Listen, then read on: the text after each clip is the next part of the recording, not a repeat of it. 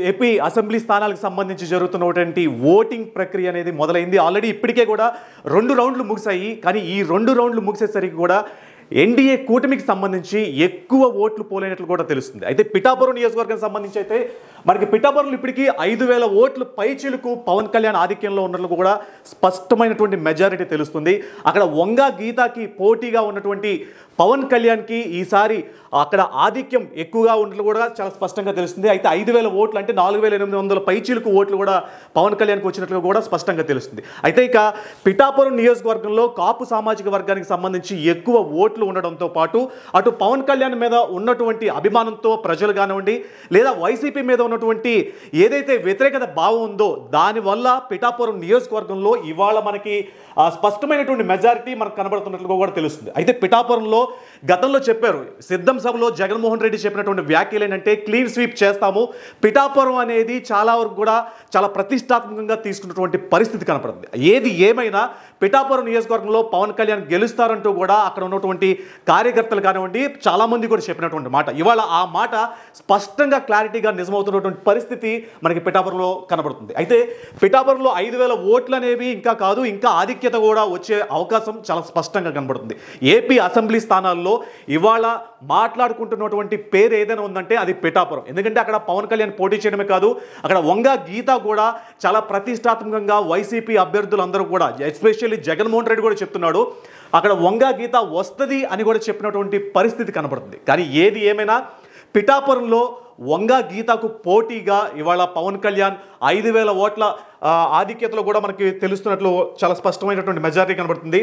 అయితే ఒకటి ఓట్ల ఇక్కడ కొన్ని ఓట్లు అంటే పోస్టల్ బ్యాలెట్లకు సంబంధించి కూడా ఏవైతే పోస్టల్ బ్యాలెట్లు ఉన్నాయో కొన్ని చెల్లనివి ఉన్నట్లుగా కూడా తెలుస్తుంది. ఏది ఏమైనా ఇక్కడ పిఠాపురంలో మాత్రం 5,000 ఓట్లతో పవన్ కళ్యాణ్ గెలుపు ఆల్మోస్ట్ దగ్గర పడుతుందని కూడా తెలుస్తుంది. ఇంకా 5,000 ఓట్లే కాదు, ఇంకా పైచిలుకు ఎన్ని ఓట్లు వస్తాయనేది కూడా ఇంకొక 2 రౌండ్లు అంటే మొదటి 2 రౌండ్లే కాదు, తర్వాత జరగబోయే 2 రౌండ్లు ఇంకా 2 రౌండ్లు క్లోజ్ అయితే ఆ 2 రౌండ్లు బట్టి పవన్ కళ్యాణ్ ఎంత ఆధిక్యతలో ఉండబోతున్నారు, అలాగే ఎన్డీఏ కూటమికి సంబంధించి ఒక క్లారిటీగా ఒక మెజారిటీ ఎంత రాబోతుందనేది కూడా చాలా స్పష్టంగా తెలుస్తుంది. అయితే పవన్ కళ్యాణ్ ఇప్పటి వరకు కూడా పిఠాపురంలో ఆయన చేసినటువంటి పర్యటనలు కానివ్వండి, ఆయన చేసినటువంటి ఏదైతే ర్యాలీలు కానీ ఇవన్నిటికి కూడా ప్రజలు మొగ్గు చూపారా అంటే కాదు. అక్కడ స్పష్టంగా క్లారిటీగా తెలుస్తుంది ఏంటంటే వైసీపీ మీద ఉన్నటువంటి వ్యతిరేకత భావంతో అక్కడ ఉన్నటువంటి ప్రజలందరూ కూడా పవన్ కళ్యాణ్కి పట్టం కడుతున్నారని చెప్పి ఇప్పుడు ఉన్నటువంటి మెజారిటీతో చాలా స్పష్టంగా క్లారిటీగా కూడా తెలుస్తుంది. అయితే పిఠాపురంలో ఇప్పటికీ మనకు చూసుకున్నట్లయితే కొన్ని పోస్టల్ బ్యాలెట్లు కూడా అక్కడ చెల్లనివి కూడా చాలా స్పష్టంగా తెలుస్తుంది. అయితే అవి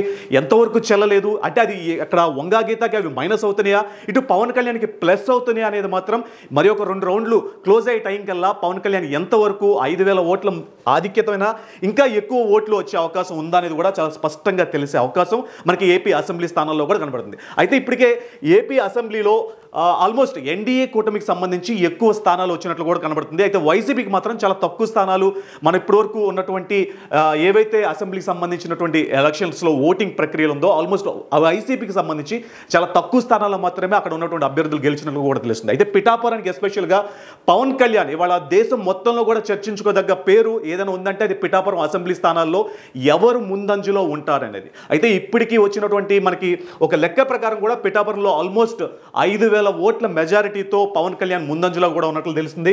రైట్. అయితే పిఠాపురం అసెంబ్లీ సంబంధించి అయితే మాత్రం పవన్ కళ్యాణ్ 5,000 ఓట్ల మెజారిటీ అంటున్నారు. సో ఇంకా 5,000 ఓట్ల మెజారిటీ అనేది ఇంకా ఒక మ్యాజిక్ ఫిగర్ దాటబోతుంది అనేది కూడా ఇప్పటి వరకు ఉన్నటువంటి సమాచారం ప్రకారం తెలిసినటువంటి వార్త. ఏది ఏమైనా పవన్ కళ్యాణ్ అత్యధిక మెజారిటీతో అంటే జనసేన పార్టీకి సంబంధించి గతంలో ఉన్నటువంటి ఏవైతే లెక్కలు ఉన్నాయో అటు వైఎస్ జగన్ సిద్ధం సభలో చెప్పినటువంటి మాట ఏదైతే మాట ఉందో ఆ మాటని తప్పు అని చెప్పి కూడా పిఠాపురంలో ఉన్నటువంటి ప్రజలు ఇప్పుడు రుజువు చేసినటువంటి పరిస్థితి పిఠాపురంలో కనబడుతుంది. ఏది ఏమైనా అక్కడ వంగా గీత గతంలోనే ఒక చిన్న ఎర్ర కండువాకి భయపడి అక్కడ ఎలక్షన్ కౌంటింగ్ దగ్గర ఏవైతే మాటలు మాట్లాడారో ఇవాళ అక్కడ ఉన్నటువంటి ప్రజలందరూ కూడా చాలా స్పష్టమైనటువంటి క్లీన్గా అంటే ఒక మెజారిటీని పవన్ కళ్యాణ్కి అందిస్తున్నారు. పిఠాపురం ప్రజలందరూ కూడా చెప్పారు ఈసారి పవన్ కళ్యాణ్ని అసెంబ్లీలో చూపిస్తాము అని చెప్పి కూడా ఒక మాట చెప్పారు.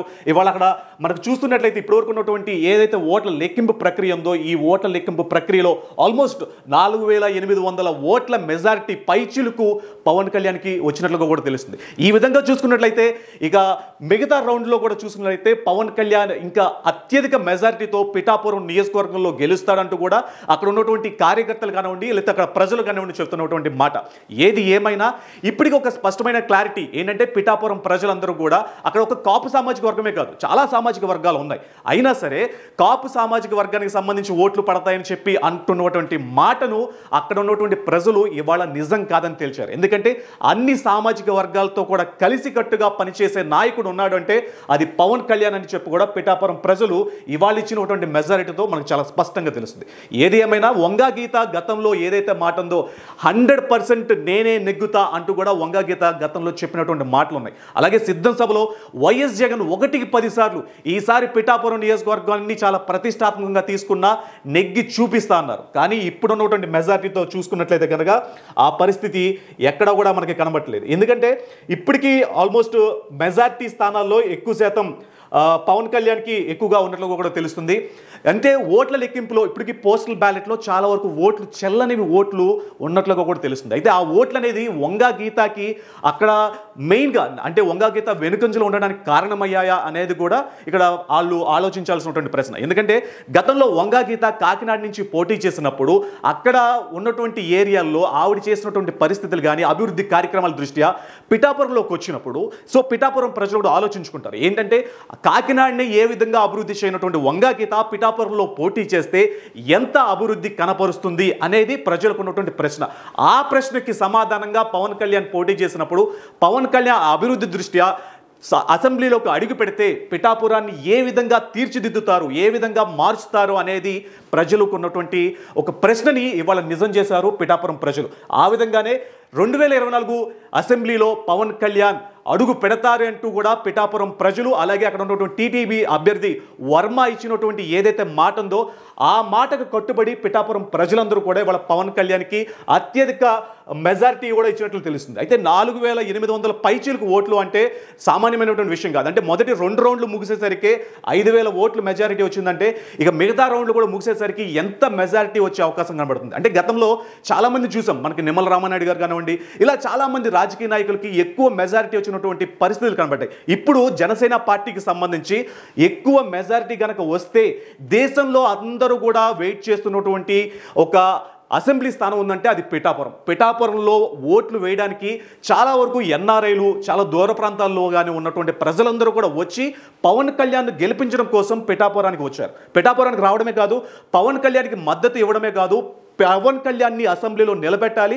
అసెంబ్లీలో ఆయనకి సంబంధించి ముందడుగు వేయించాలని చెప్పి కూడా ఒక కంకణం కట్టుకున్నారు. ఇవాళ ఆ కంకణాన్ని నిజం చేస్తున్నారు పిఠాపురం ప్రజలందరూ కూడా.